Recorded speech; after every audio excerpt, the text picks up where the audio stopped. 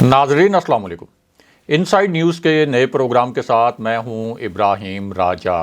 और आज हम बात करेंगे कि शहबाज शरीफ की गिरफ्तारी का मामला क्या है, लीगी लीडर्स के घरों पर छापों की असल कहानी क्या है, किस को हंगामी तौर पर ज़मानतें करवाने के लिए दौड़ें लगाना पड़ी, 5 गवाहों ने किस तरीके से पूरी गेम उलट कर रख दी, पकड़े गए 10 मुल्ज़िमान ने कैसे शहबाज शरीफ के लिए तमाम ऑप्शंस ख़त्म कर दिए, मियां नवाज शरीफ को जब लंदन में इस मामले की इत्तला मिली तो उनका क्या रद्द अमल था, मरियम नवाज़ का इस मामले पर क्या खामोश लेकिन पुरजोश किस्म का रिएक्शन है, वज़ीर-ए-आज़म इमरान खान के ऑफिस में किस किस्म की फ़ाइल पहुंचाई गई, ये फ़ाइल किन इंटेलिजेंस ज़राए ने तैयार की थी और प्राइम मिनिस्टर इमरान खान ने इस फाइल पर क्या 2 बड़े फैसले किए। हमारे जिन दोस्तों ने अब तक हमारे चैनल को सब्सक्राइब नहीं किया उनसे हम कहेंगे कि हमारे चैनल को सब्सक्राइब कर लें ताकि उन्हें अहम मालूमात बर वक्त मिलती रहें। अब वापस आते हैं आज के मौजू पर, यानी शहबाज शरीफ की गिरफ्तारी की कहानी क्या है और लीगी लीडर्स के घरों पर छापों का असल मामला क्या है। सबसे पहले आपको एक ब्रेकिंग न्यूज़ और ताज़ा तरीन ख़बर से आगाह करते हैं जिसमें इंतहाई भयानक और तकलीफ़देह नौइयत के इंकशाफात किए गए हैं। ये ऐसे इंकशाफात हैं जो पहले मंजर आम पर नहीं आए थे, लेकिन अब तहकीकात के बाद ये इंकशाफात और हक़ाइक़ सामने लाए गए हैं और अब इन इंकशाफात और नए हक़ाइक़ की ऑफिशली यानी सरकारी सतह पर बाज़ाब्ता तस्दीक भी की गई है। और ये ऐसे इंकशाफात हैं जिनसे एक ख़ास मामले का पूरा रुख ही तब्दील होकर रह गया है और ये इंकशाफात एक मारूफ अमरीकी अखबार ने अपनी तहकीकाती रिपोर्ट में किए। इन इंकशाफात पर ना सिर्फ अमरीका बल्कि पाकिस्तान समेत पूरी दुनिया में हलचल मच गई है। ख़ास तौर पर मशरक़ वस्ता के हवाले से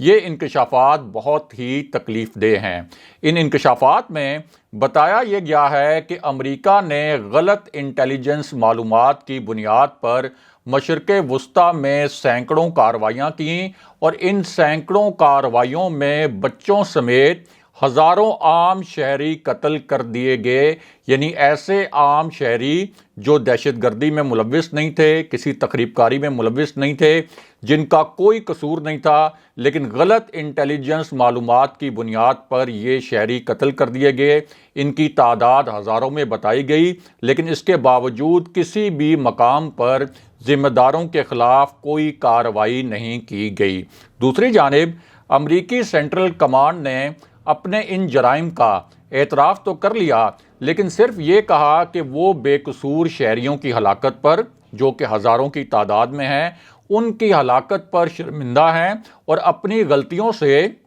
सबक सीखने की कोशिश कर रहे हैं। यानी हज़ारों बेगुनाह लोगों को कत्ल करने के बाद भी अमरीकी हुकाम सिर्फ शर्मिंदगी का इजहार कर रहे हैं और इतने बड़े पैमाने पर जो कत्लो गारत गरी की गई, मुल्ज़िमों के ख़िलाफ़ अमरीका की जानिब से ना तो कोई कार्रवाई की गई और ना ही कोई कार्रवाई की जाएगी। ये है अमरीका जो कि सुपर पावर है, उसका असली जमहूरी चेहरा। बहरहाल अब वापस आते हैं कि शहबाज शरीफ की गिरफ्तारी का मामला क्या है और साथ ही मुख्तसरन आपको ये भी बताते हैं कि लीगी लीडर्स के घरों पर छापों की कहानी क्या है। तो मामला ये है कि इस वक्त 50 से ज़ायद लीगी कारकुन और जो उनके लीडर्स हैं वो पुलिस से छुपते फिर रहे हैं। पुलिस इन लीडर्स को और रहनुमाओं को और कारकुनों को तलाश कर रही है और इनकी गिरफ्तारियों के लिए छापे भी मारे जा रहे हैं। इनमें से कुछ रहनुमा और कारकुन ऐसे हैं जो इस वक्त रोपोश थे और उसके बाद वो अचानक अदालतों में नमूदार हुए और वहाँ से उन्होंने ज़मानतें लेने की कोशिश की। ये वो लीगी रहनुमा और कारकुन थे जिन्होंने एक घर पर हमला किया था और ये हमला खानेवाल में एक ज़िमनी इलेक्शन के दौरान किया गया। इस हमले में नून लीग के जो मरकज़ी लीडर हैं अताउल्ला तारड़ वो खुद भी शामिल थे और इस दौरान पीपल्स पार्टी और नून लीग के कारकुनों के दरमियान लड़ाई भी हुई थी। बाद में पुलिस ने जब तफ्तीश की और पुलिस ने तहकीकात की तो पता ये चला कि ये गुंडागर्दी असल में पहले नून लीग की जानिब से शुरू की गई थी। नून लीग के रहनुमाओं और कारकुनों की जानिब से ये हमला किया गया था, जिसके नतीजे में अताउल्ला तारड़ समेत 50 से ज़ायद लीगी रहनुमाओं और कारकुनों के खिलाफ मुकदमात दर्ज किए गए थे और इनकी गिरफ्तारियों के लिए मुख्तलिफ मकामात पर छापे भी मारे गए। चंद कारकुनों को गिरफ्तार कर लिया गया, जबकि अताउल्ला तारड़ को एक अदालत से ज़मानत मिल गई है, क्योंकि अदालतें शरीफ फैमिली और शरीफ फैमिली के जो करीबी लोग हैं उनके ऊपर कुछ ज़्यादा मेहरबान भी रहती हैं, जबकि दीगर रहनुमा और जो कारकुन हैं नून लीग के वो अब तक रुपोश हैं और उनकी गिरफ्तारियों के लिए छापे मारे जा रहे हैं। दूसरी जानिब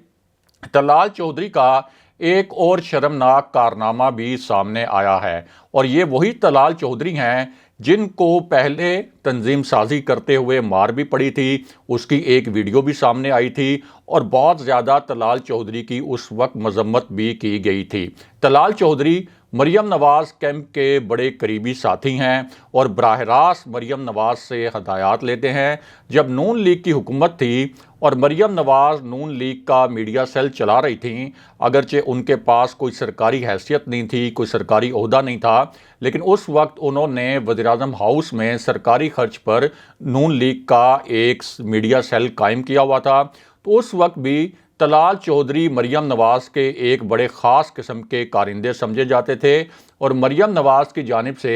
तलाल चौधरी को हदायत ये होती थी कि आपने टीवी प्रोग्राम्स में एंकर्स और जो आपके सियासी मुखालफीन हैं, यानी जो दीगर मेहमान होंगे, उनसे आपने बदतमीज़ी से बात करनी है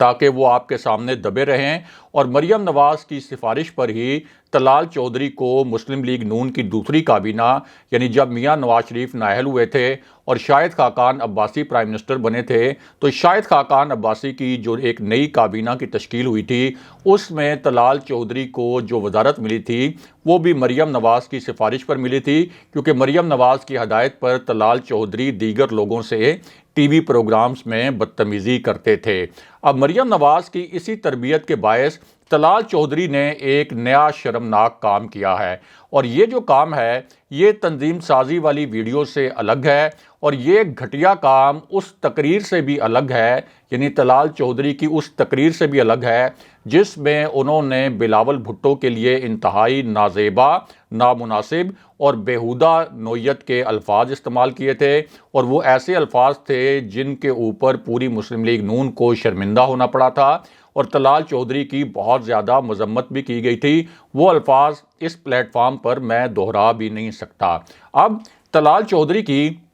एक और वीडियो वायरल हुई है और इस वीडियो को इस वक्त जो सोशल मीडिया प्लेटफार्म्स हैं, यानी फेसबुक, ट्विटर और इंस्टाग्राम पर लाखों मरतबा देखा जा चुका है। लाखों मरतबा इस वीडियो को शेयर किया गया है और इस पर लाखों की तादाद में कमेंट्स किए गए हैं और ये एक ऐसी वीडियो है जिस पर तलाल चौधरी को शदीद मजम्मत का निशाना बनाया जा रहा है और साथ ही मुस्लिम लीग नून की क़यादत को भी कुछ शर्म दिलाने की कोशिश कर रही है। और ये जो वीडियो है ये एक और इंतखाबी मुहिम से सामने आई है जहां तलाल चौधरी ख़वातीन और बच्चों के सामने गलीज़ तरीन गालियाँ दे रहे हैं, इंतहाई बेहुदा नोयत की गुफ्तगू कर रहे हैं और इस दौरान कुछ लोग तलाल चौधरी को टोकने की कोशिश करते हैं। उन्हें बताते हैं कि इस जलसे में ख़वातीन और बच्चे भी मौजूद हैं, तो आप इस तरह के अल्फाज इस जलसे में ख़वातीन और बच्चों के सामने इस्तेमाल ना करें। लेकिन जो लोग तलाल चौधरी को टोकते हैं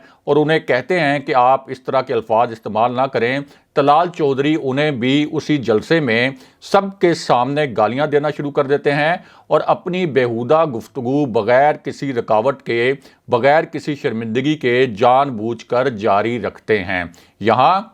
हैरानकुन बात यह है कि इस वीडियो के वायरल होने के बाद भी मरियम नवाज़ खामोश हैं। मरियम नवाज़ ज़ाहिर है कि ना सिर्फ मुस्लिम लीग नून की लीडर हैं बल्कि एक ख़ातून के नाते उन्हें इन मामलात पर ज़्यादा हसास होना चाहिए, लेकिन انہوں نے اب تک اس ویڈیو پر طلال چودھری کی مذمت نہیں کی، نہ ہی انہوں نے طلال چودھری کی اس ویڈیو کے اوپر کوئی کامنٹ کیا ہے۔ حالانکہ ہونا تو یہ چاہیے تھا کہ وہ طلال چودھری کو شٹ اپ کال دیتی، لیکن لگتا یہ ہے کہ طلال چودھری اس قسم کے الفاظ جو اپنے سیاسی مخالفین کے لیے استعمال کر رہے ہیں، یہ بنیادی طور پر ہدایات انہیں مریم نواز کی جانب سے ہی آ رہی ہیں، بالکل اسی طرح جس طرح مریم نواز میڈیا سیل چلاتے ہوئے طلال چودھری اور دانیال عزیز اور جو دیگر ان کے میڈیا سیل کے کارندے تھے ان سے کہتی تھیں کہ آپ نے اپنے مخالفین کو ٹی وی پروگرامز میں بھی دبانے کے لیے ان کے ساتھ آپ نے بدتمیزی کرنی ہے اور ایگریسولی آپ نے ابیوزو لینگویج ان کے خلاف یوز کرنی ہے۔ بہرحال